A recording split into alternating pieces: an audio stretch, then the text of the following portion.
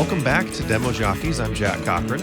And I am Adam DiTomaso. We're continuing our conversation this week with The Storytelling Animal by Jonathan Gottschall. We're actually going to be picking right back up from where we were last episode because, Adam, we didn't finish our conversation this last week. We definitely did not.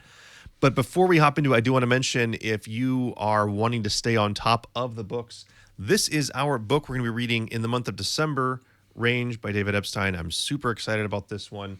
So please make sure you tune into that. Also, next episode, we got a special guest joining us. We've got Matt Madden from the Path to Pre-Sales podcast. Woo. I'm very excited about that.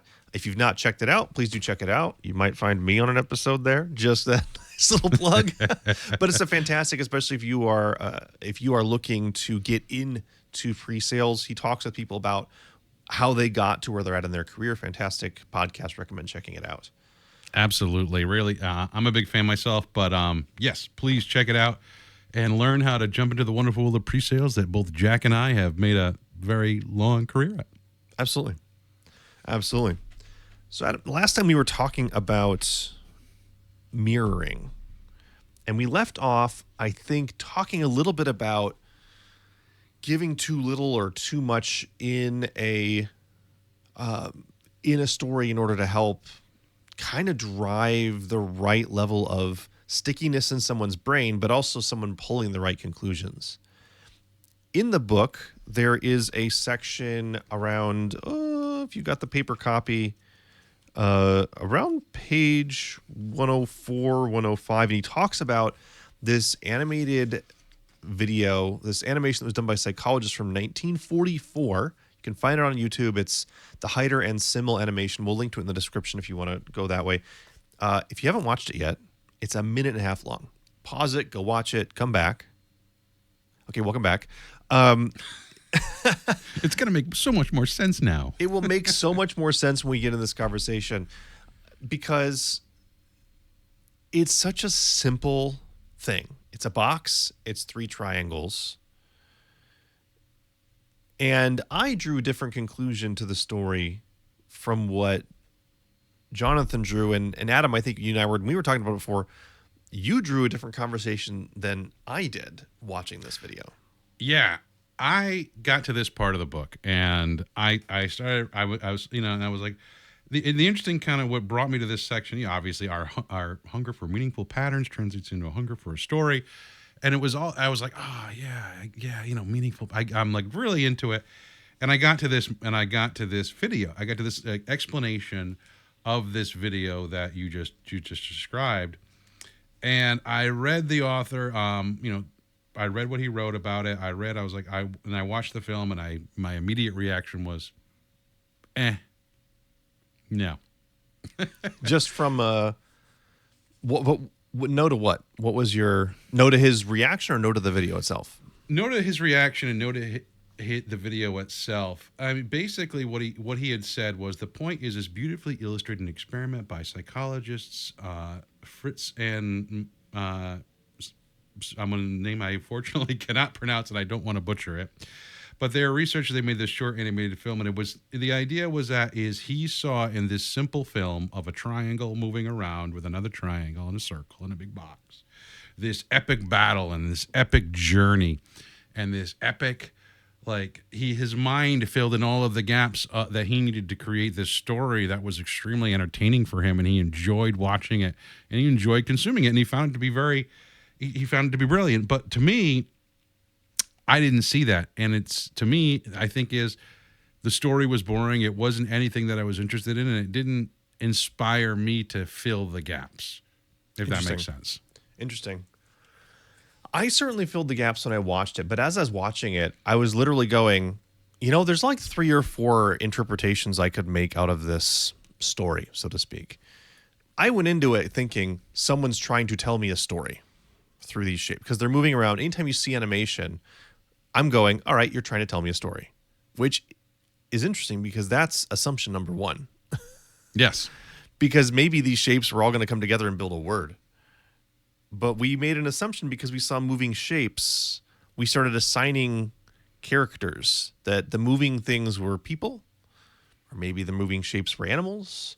maybe like, but there's so many interpretations you could make. Was this guy a bully? Was, there's a lot of interpretations of this that you could make.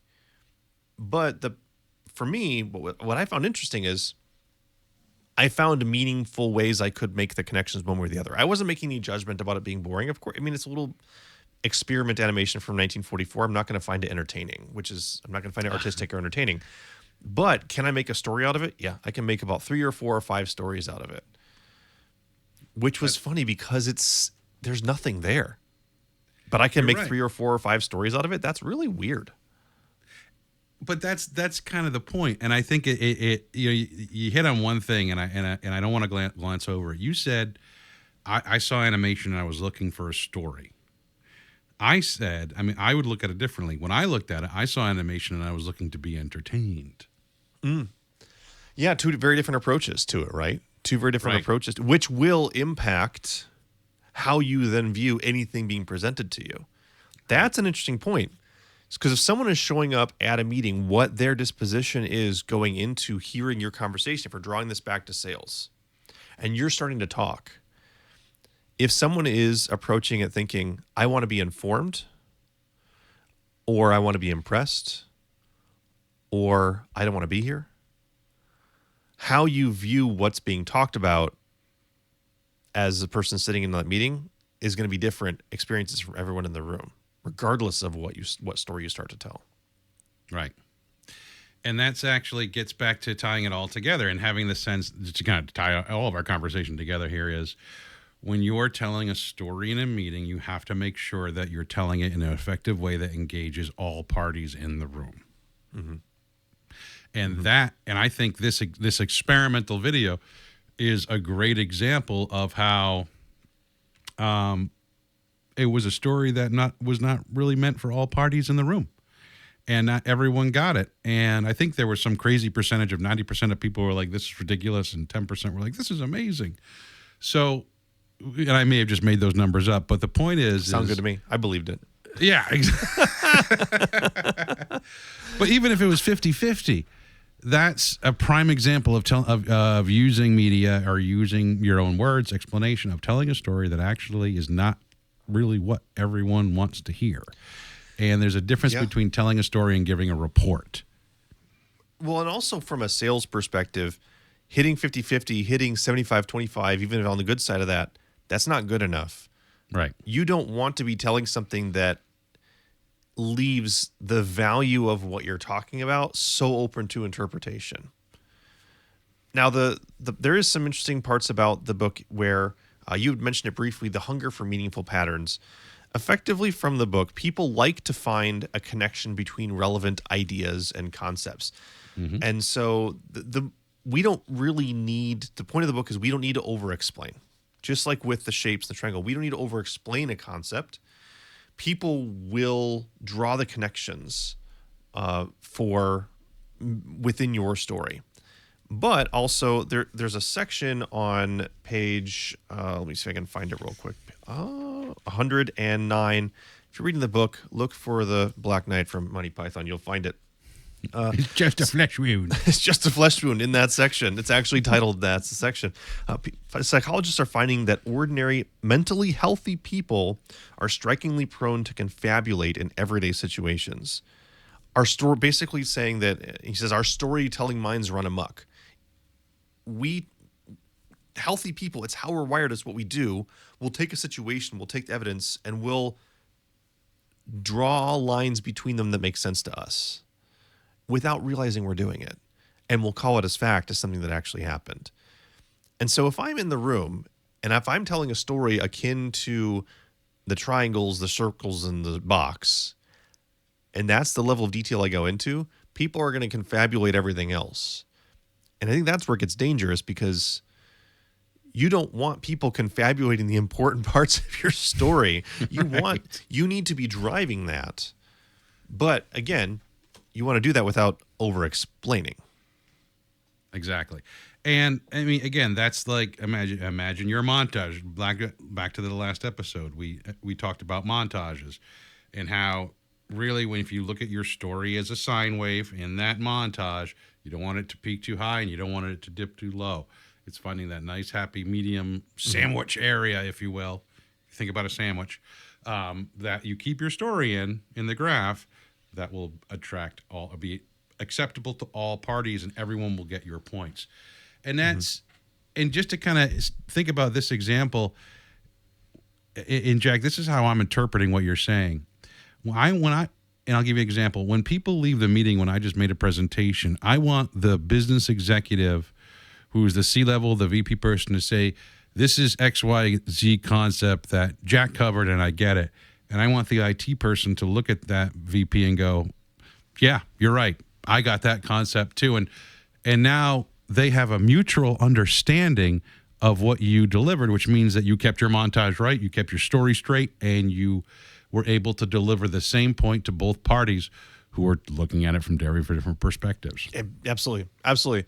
It's the idea that you need to make sure that your points that you want people to walk away with are well stated, but that you allow people to draw their own conclusions within their contexts where it doesn't matter how they draw those lines. You need to lay out your map, your path from point A to point B, while allowing enough cognitive activity to happen to allow things to cement.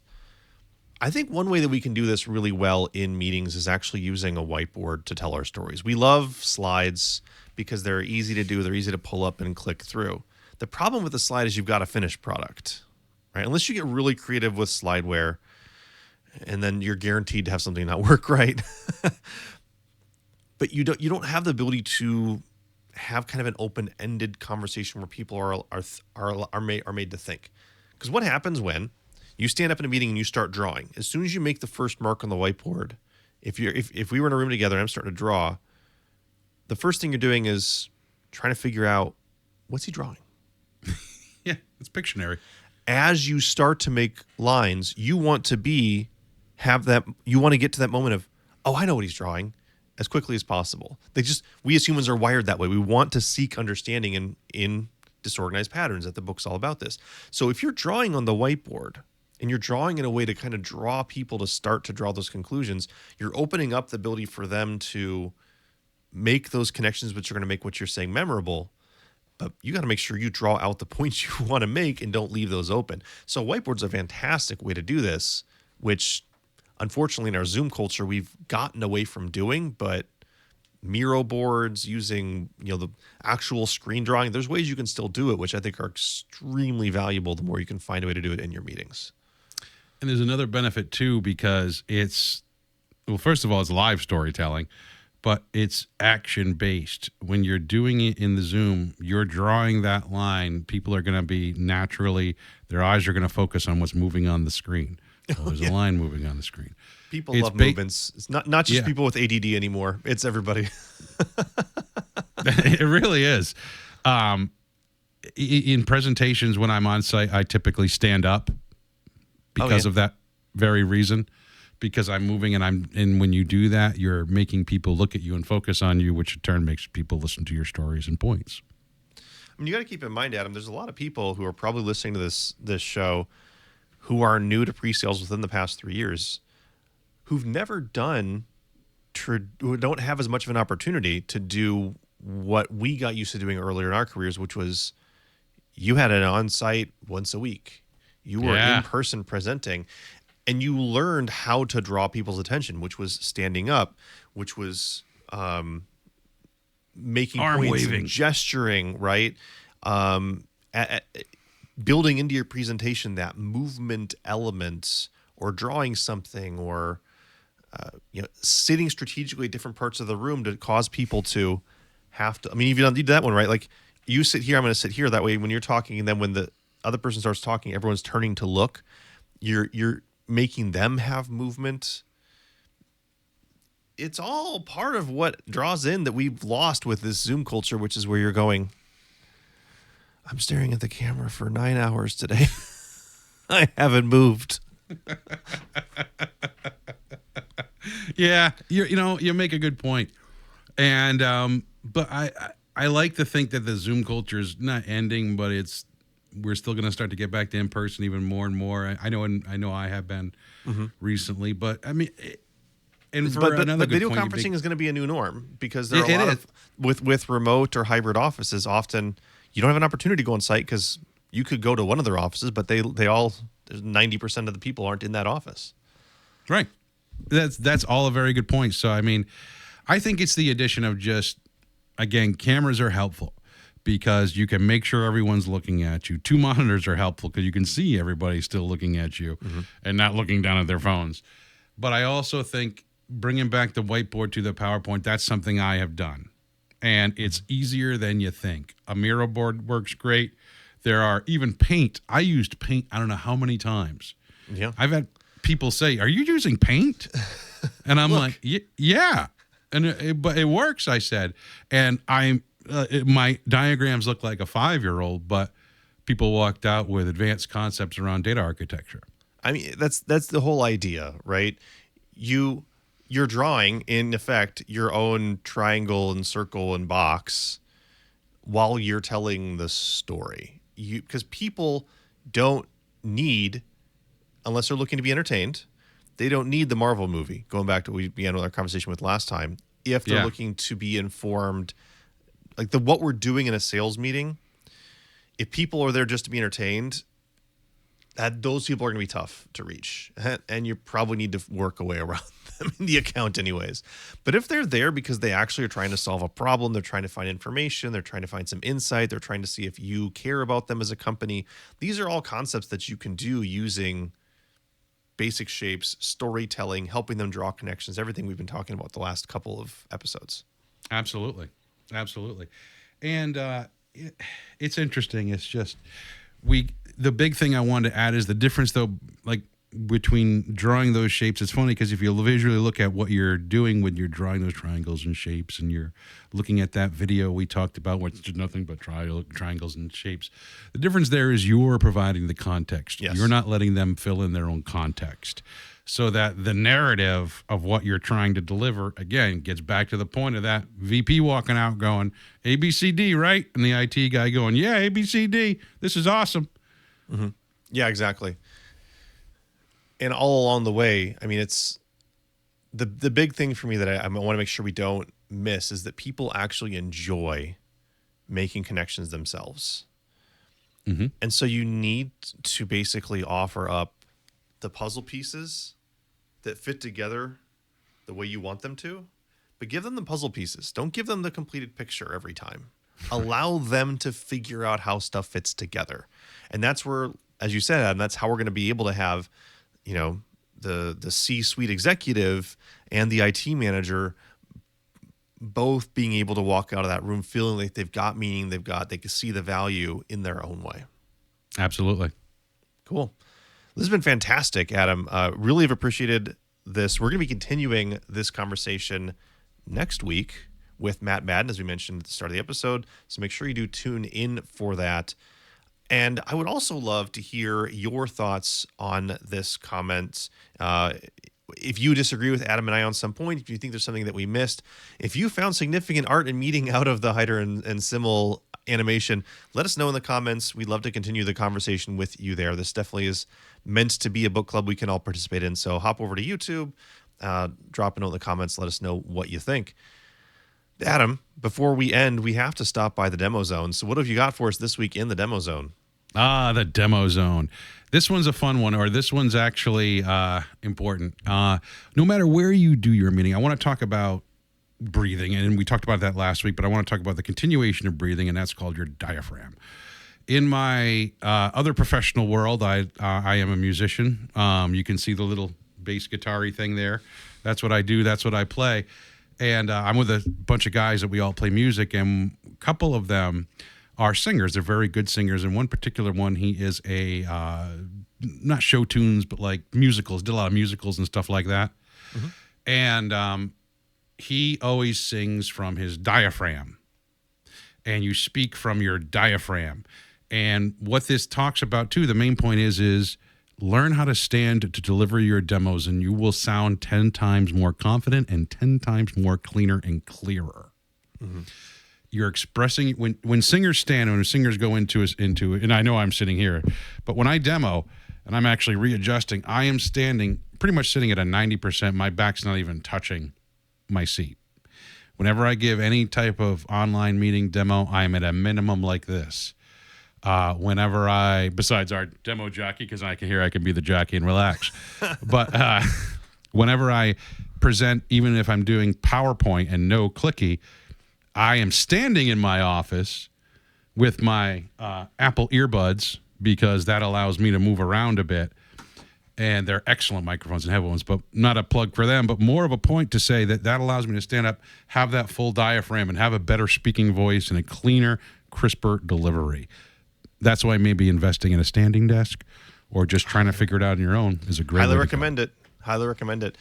Doing demos while standing, it makes a difference. It gives you more energy. It gives you more, as someone who studied theater for their undergraduate degree, I can tell you that how you stand, how you present, how you hold yourself comes through in the emotion of what your speaking voice sounds like. You get more energy in there, which goes a lot towards the enthusiasm we've been talking about as well. So there's a lot of benefits to it. Other than also, you're not going to forget what you're saying by getting too sleepy if someone starts to drone on in the meeting, because I think we've all been there, especially in virtual meetings. It's like, oh, What, me? I dazed out. Oh, no.